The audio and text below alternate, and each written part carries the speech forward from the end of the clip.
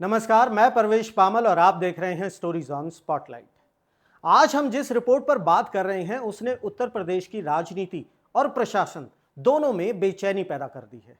आज का video controller and auditor general यानी सीएजी की ताज़ा ऑडिट रिपोर्ट पर आधारित है, जिस पर द प्रिंट पोर्टल में भी एक विस्तृत लेख प्रकाशित किया गया। इस रिपोर्ट में जो खुलासे हुए हैं वो सीधे तौर पर चीफ मिनिस्टर योगी आदित्यनाथ के पहले कार्यकाल से जुड़े हुए हैं। सोचने का विषय है कि जिस प्रदेश में लगातार सुशासन और जीरो टॉलरेंस की बातें होती हैं, उसी प्रदेश में खनिज संपदा की लूट इतनी संगठित और इतने खुले तौर पर कैसे होगी। सीएजी की यह रिपोर्ट 2017 से 2022 की अवधि को कवर करती है और बताती है कि प्रदेश के 17 जिलों में अवैध खनन और खनिजों के परिवहन में बड़े पैमाने पर अनियमितताएं हुई। इसमें लाइमस्टोन, डोलोस्टोन, ग्रेनाइट सैंड और कोर्स सैंड जैसे महत्वपूर्ण खनिज शामिल थे, जिनका खनन खासकर बुंदेलखंड और पूर्वी उत्तर प्रदेश में होता है। यह रिपोर्ट सिर्फ आंकड़ों का संग्रह नहीं है, बल्कि यह दिखाती है कि सिस्टम के भीतर कितने बड़े लूप होल्स मौजूद हैं और किस तरह मिलीभगत की संभावना से इनका फायदा उठाया गया। रिपोर्ट का सबसे चौंकाने वाला हिस्सा उन वाहनों की सूची है जिनसे खनिजों का परिवहन दिखाया गया। कल्पना कीजिए, खनिज ढोने के लिए एम्बुलेंसेस, शव वाहन, ई रिक्शास और मोटर कार्स जैसे वाहनों का इस्तेमाल दस्तावेजों पर किया गया है। आंकड़े खुद बोलते हैं।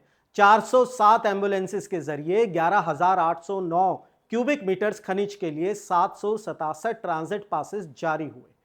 12,763 मोटर कार्स को 28,116 परमिट्स मिले, जिनमें 3,66,811 क्यूबिक मीटर्स खनिज ले जाने का दावा किया गया। 9 शव वाहन के नाम पर 485 क्यूबिक मीटर्स खनिज और साथ ही 3,625 बसेस, 29,525 ई रिक्शास और 1,621 बुलडोजर्स भी इस लिस्ट में शामिल है। सीएजी का कहना है कि ये वाहन खनिज ढोने के लिए बने ही नहीं, तो फिर इनके नाम क्यों दर्ज हुए? रिपोर्ट का इशारा साफ है, इलीगल माइनिंग को वैध ठहराने और खनिजों की ओवरलोडिंग को छिपाने के लिए इनका इस्तेमाल हुआ। और यह मामला यहीं नहीं रुकता है। लगभग 85,928 वाहनों के फर्जी रजिस्ट्रेशन नंबर सामने आए, जिनमें से 81,280 वाहन तो वाहन डेटाबेस में मौजूद ही नहीं थे। कहीं नंबर प्लेट पर 7 से कम अंक थे, तो कहीं केवल अंक ही लिखे गए थे। ऐसा लगता है मानो डेटाबेस भी ये कह रहा हो कि थोड़ी कल्पना शक्ति का भी इस्तेमाल कीजिए और पूरे नंबर का पता लगाइए। रिपोर्ट यह भी बताती है कि मामला केवल फर्जी वाहनों तक सीमित नहीं था। 45 लीजीज ने अपने लीज एरिया से बाहर जाकर लगभग 269 हेक्टेयर जमीन पर अवैध खनन किया। यह सब गूगल अर्थ और सैटेलाइट इमेजरी से पकड़ा गया। लेकिन इस पूरे घोटाले की जड़ सीएजी के अनुसार थी मॉनिटरिंग की विफलता। फर्जी रजिस्ट्रेशन नंबर वाले 85,928 वाहनों को 4,48,637 ई ट्रांजिट पासेस जारी किए गए। इन्हीं पासों पर दिखाया गया कि 24,51,021 क्यूबिक मीटर खनिज का परिवहन हुआ। यहां तक कि एक ही ट्रांजिट पास का इस्तेमाल कई वाहनों के लिए बार बार किया गया। सीएजी ने साफ लिखा कि directorate of geology and mining, जो सीधे मुख्यमंत्री के अधीन आता है, गतिविधियों की निगरानी में नाकाम रहा। वहीं जिलों के माइनिंग ऑफिसर्स ने भी टेक्नोलॉजी का उपयोग कर अवैध खनन पकड़ने की कोशिश नहीं की और नतीजा यह रहा कि चित्रकूट, हमीरपुर और सोनभद्र में 30.40 हेक्टेयर जमीन पर लीज के बिना खनन हो गया।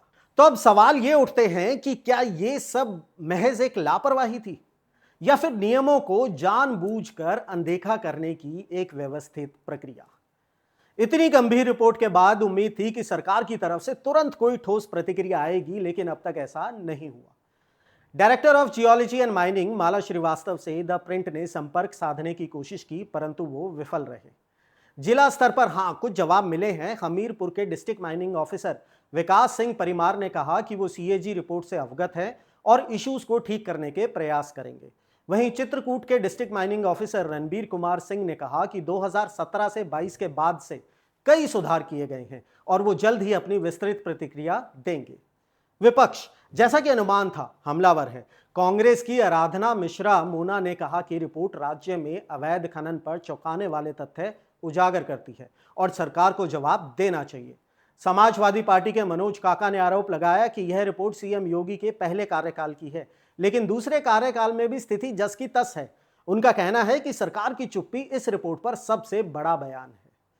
तो क्या ये चुप्पी किसी बड़े कवर अप का हिस्सा है या सचमुच सरकार के पास इन सवालों का कोई जवाब नहीं है? सीएजी की यह रिपोर्ट सिर्फ एक ऑडिट डॉक्यूमेंट नहीं है, यह उस गवर्नेंस सिस्टम की तस्वीर है जहां पब्लिक रिसोर्सेज की लूट इतनी बेपरवाही से हुई है कि एम्बुलेंस और शव वाहन तक माइनिंग रिकॉर्ड्स में दर्ज हो गए।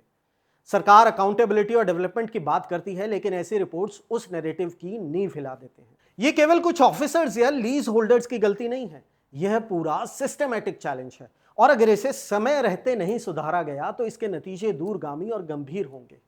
और अंत में सवाल मेरा आप सबसे भी है, जब आपातकालीन सेवाओं के वाहन भी अवैध खनन को ढकने वाले कागजों पर नजर आते हैं, तब क्या हम सचमुच कह सकते हैं कि हमारे सिस्टम में अकाउंटेबिलिटी मौजूद है? और क्या हम ऐसे हालात में विकास के सपने पूरे कर सकते हैं, या सिर्फ एक और रिमाइंडर है ये कि सिस्टम को जड़ से सुधारने की जरूरत है?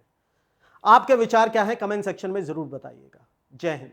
चुनावी वादों का वड़ा पाव, अर्थव्यवस्था का भरता, गर्मा गर्म मुद्दों का चटपटा विश्लेषण, व्यंग का तड़का with a bit of serious discussion. हर हफ्ते special episodes, stories on spotlight with Parvesh Pamil, only on Rapid Leaks YouTube channel.